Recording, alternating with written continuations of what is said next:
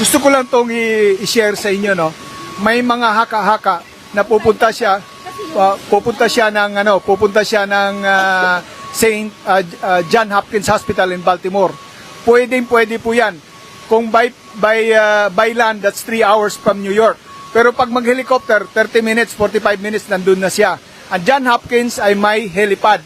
So posible na kaya kami nandito ngayon, inaabangan namin, posible na aalis siya at pupunta doon dahil magpapagawa ng kanyang puwet na inayos ni Mr. Puwet, ni Mr. Tubig.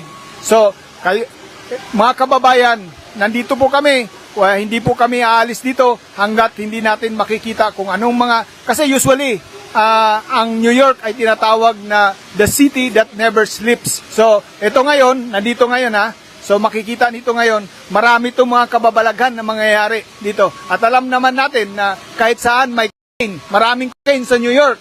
Okay? So, first class cocaine nandito sa New York. Walang fentanyl na kasama.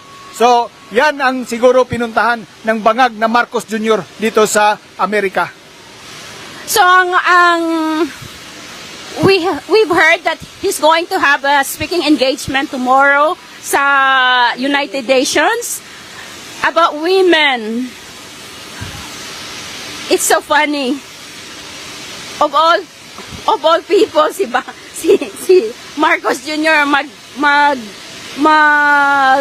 broadcast about women's empowerment. So, ang sa amin lang, Sir, Pangulo, unahin mo muna yung problema sa Pilipinas. Okay? Lalo na sa OFW sa Middle East. O yung sa OFW. Yeah.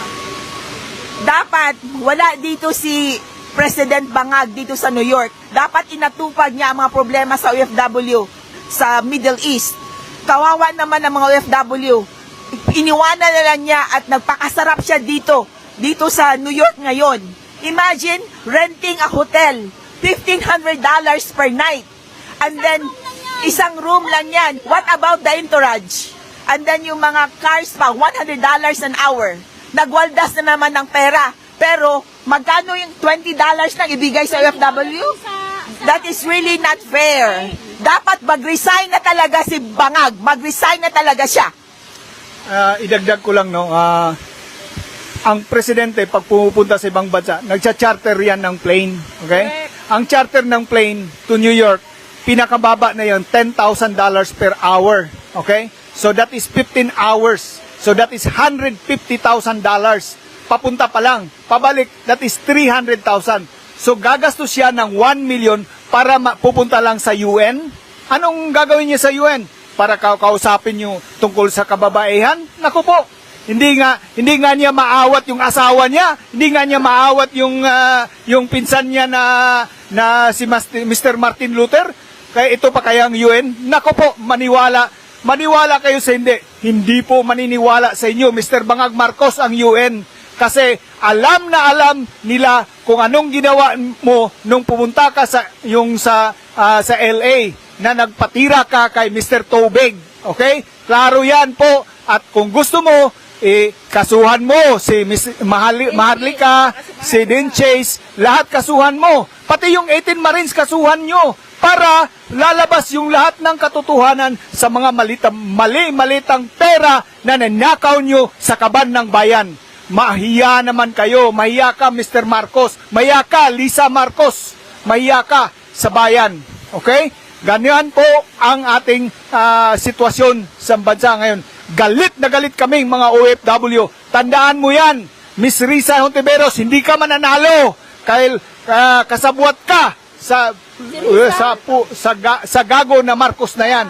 Hindi ka mananalo. At alam namin kung sino mananalo. Hindi kami mga ngampanya ngayon. Pero darating ang panahon, babawi po kami sa 2028. Talagang inidoro yan lahat ng mga gago na yan, na magnanakaw na yan.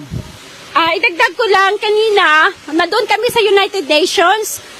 There are professors from NYU looking for the protesters nagrarally against kay Marcos. So, Mr. Marcos, this is what they said. We've heard about your president. He is so corrupt. So, pati ibang lahi, alam na alam nila So, alam din nila yung about para kaming kandila na ano kami. Ano na yan? Gulfstream ang sinakyan. Ay, Gulfstream. So, yung panahon ni Tatay Digong, we are so proud to be a Filipino. But, kabaliktaran po ngayon. Pasensya na. This is from our heart. Hindi kami proud na Pilipino kami dito sa New York at saka sa Amerika. So, isa pa, pwedeng, Tatay Digong, for the past 6 years na naging presidente ka, gusto namin talaga makita ka namin dito. Pero naintindihan namin na gusto mong magtipid. Nagtitipid ka para sa amin. Pero kabaliktaran po itong nangyari sa panahon ni Marcos Jr. Alright? And then, shout out pala sa aming Pangulo, Attorney Valera. Nagpapasalamat kami. Meron kang prayer. So, ipopost na lang namin mamaya yung prayer mo sa page. At salamat sa kay Pong, kay DJ. Valera sa President ng SBS New York at Mainsog USA. Kaya may nakita lang ako na bagong pictures, okay? Ito yung lumabas ngayon, ano? Ito ang sinakyan niya isang Gulfstream, okay? So private Gulfstream, so chartered Gulfstream ang sinakyan ng Bangag Marcos at Lisa Marcos, okay? So $10,000 per hour. So yan ka ngunit walang eroplano para sa OFW sa Middle East, okay? So sila may eroplano sila. Ganyan kasaklap ang gago at isang bangag na Marcos Jr. Okay. Maraming salamat. So, si Pong at saka si JJ Sordo always be naka-alert sa pangyayari. Sorry po, kasi talagang wala kaming mga tulog. Actually, last night pa kami nagmumonitor sa kanya. So, he landed in Newark International Airport. So, hindi siya nakadiretso dito sa New York kasi ang dami namin kanina. Anong tawag nun? Yung kanina? Sa Anak Bayan. Anak Bayan USA. Bayan USA, maraming salamat sa inyo na they welcome us to be part of their group. At isa pa, meron kaming mga kasamang admin na talagang after work pupunta dito kung hindi siya mag-chase ng hotel. Okay? Yun lang. So, maraming salamat. Oh, mag-bye-bye ka. Bye-bye. Maraming salamat DJ sa pagkakataon nito at may express followers ni DJ. Yeah. Maraming salamat. may express namin yung aming saloobin na kahit papano we are here lumalaban po para sa sambayan ng Pilipino. Hindi po kami binayaran wala po kaming sahod dito. Personal namin na gastos. Galing ako sa trabaho, nag-overtime.